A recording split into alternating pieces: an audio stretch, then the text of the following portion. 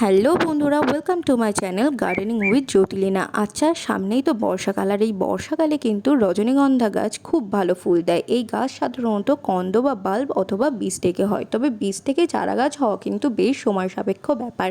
তাই তোমরা কিন্তু যে কোনো নার্সারি থেকে এই গাছের কন্দ কিনে নিতে পারো। দেখতেই পাচ্ছ, আমিও কিন্তু 10 থেকে 12টা কন্দ কালেক্ট করে নিয়েছি। আর হ্যাঁ, এই গাছের কন্দ সাধারণত এপ্রিল থেকে মে মাসের মধ্যে প্রতিস্থাপন করলে 2-3 মাস পরে ভালো ফুল পাওয়া যায়। তো দেখো, আজকে আমি তোমাদের সাথে শেয়ার করব এই গাছের কন্দ টবে বসানোর জন্য কিভাবে মাটি প্রস্তুত করতে হয়। প্রথমেই দেখো, টবের নিচে যে ছিদ্র বা হোলটা রয়েছে তার উপর আমি দিয়ে নিলাম ভাঙা ইটের টুকরো বা খোলামকুচি। এরপর ড্রেনেজ সিস্টেম ঠিকঠাক রাখার জন্য আমি ব্যবহার করছি লাল বালি, যে বালি সাধারণত বাড়ি তৈরির কাজে ব্যবহার করা হয়। এরপর এই খোলামকুচির ওপর দিয়ে আমি এই লাল বালি দিয়ে এই বালির একটি আস্তরণ তৈরি করে নেব। ও হ্যাঁ, আর একটা কথা আমি বলতে ভুলেই গেছিলাম, কন্দগুলো বাড়িতে নিয়ে আসার পর কিন্তু তোমরা এগুলোকে ধুয়ে সূর্যের আলোয় একদিন রেখে শুকিয়ে নিও, অথবা 1 লিটার জলে সাব ফাঙ্গিসাইড 1 থেকে 1.5 চামচ গুলিয়ে নিয়ে 5 মিনিট তার মধ্যে কন্দগুলোকে ডুবিয়ে রেখে শুকিয়ে নিও। এতে করে কিন্তু ফাঙ্গাস অ্যাটাক হবে না। তো চলো, এবার আমি দেখাই। আমি কিন্তু নিয়েছি গার্ডেন সয়েল, তবে তোমাদের কাছে যদি দোআঁশ মাটি থাকে তাহলে সেই মাটিই নেও। এই মাটিই কিন্তু রজনীগন্ধা গাছের জন্য উপযুক্ত। আর আমি সাথে নিয়েছি ভার্মি কম্পোস্ট বা কেঁচো সার, তবে তোমাদের কাছে যদি ভার্মি কম্পোস্ট না থাকে তাহলে কিন্তু তোমরা ইউজ করতে পারো 1 বছরের পুরনো গোবর সার। আমি দেখো নিয়েছি 60% মাটির সাথে 40% ভার্মি কম্পোস্ট।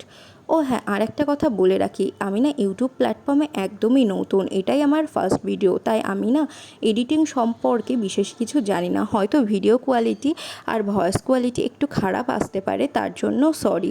তোমরা যদি কোনো অ্যাপ জেনে থাকো তাহলে আমাকে অবশ্যই জানিও, যেখান থেকে এডিটিং খুব ভালোভাবে করা যায়। তো চলো, আমি কিন্তু ভার্মি কম্পোস্ট আর গার্ডেন সয়েলটাকে এবার ভালো করে মিশিয়ে নেব। এরপর আমি নিয়ে নিচ্ছি সাব ফাঙ্গিসাইড। এই সাব ফাঙ্গিসাইড মাটিতে ব্যবহার করলে কোনো রকম ফাঙ্গাস অ্যাটাক হয় না, আর কন্দটাও বেশ ভালো থাকে। তো 1 টব মাটি যদি তোমরা তৈরি করতে চাও তার জন্য 1 থেকে 1.5 চামচ সাব ফাঙ্গিসাইড এনাফ। যেহেতু আমি 2-3টে টবের জন্য মাটি তৈরি করব, তার জন্য আমি আমার পরিমাণ মতন সাব ফাঙ্গিসাইড নিয়ে নিচ্ছি। এরপর ভার্মিকম্পোস্ট, সাব ফাঙ্গিসাইড আর মাটিটাকে ভালো করে মিশিয়ে নেব। আর একটা কথা, তোমাদের কাছে যদি কোকোপিট বা কাঠের গুঁড়ি থেকে থাকে তাহলে কিন্তু সেটাও তোমরা মাটির সাথে ব্যবহার করতে পারো। আমি আসলে কোকোপিটটা পাইনি, তাই ব্যবহার করতে পারিনি। এরপর আমি নিয়ে নিয়েছি 1 মুঠো হাড় গুঁড়ো আর 1 মুঠো শিংকুচি।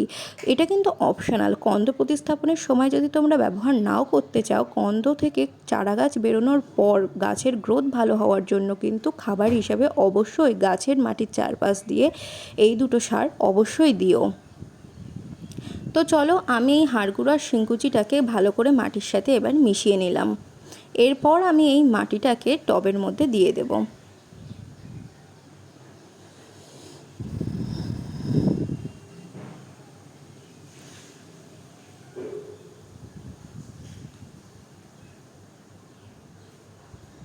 তো দেখো, এবার টবের মধ্যে মাটি দেওয়া হয়ে গেছে। এরপর আমরা নিয়ে নিচ্ছি রজনীগন্ধার বাল্ব। এক একটা টবের জন্য আমি 3টে করে বাল্ব ইউজ করছি। আর হ্যাঁ, তোমরা চেষ্টা করো একটুখানি হেলদি বাল্ব কালেক্ট করার জন্য, তার কারণ ছোট ছোট যেসব বাল্বগুলো থাকে না, সেখান থেকে চারা গাছ বেরোতে কিন্তু অনেক টাইম লেগে যায়। আর হ্যাঁ, বাল্বগুলো আনার পর বাল্বের নিচ দিয়ে যে এক্সট্রা শেকড়গুলো ঝুলে থাকে সেগুলো কেটে দেবে। 2-4টে শেকড় রাখলেই যথেষ্ট।